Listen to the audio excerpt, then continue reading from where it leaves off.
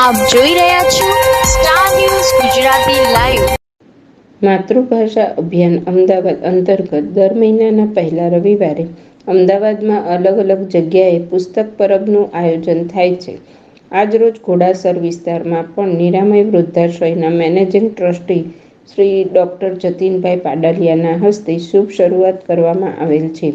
આ પરબમાં શરૂઆતથી જ ખૂબ સારો પ્રતિસાદ મળ્યો. જે કોઈ સુજ્ઞ વાચકને ઉપલબ્ધ પુસ્તકોમાંથી પુસ્તકો વાંચવા માટે લઈ જવા હોય તેઓ દર મહિનાના પહેલા રવિવારે લઈ જઈ શકે છે તેમજ બીજા મહિનાના પ્રથમ રવિવારે પરત કરી શકે છે. આ અભિયાન તદ્દન નિઃશુલ્ક છે.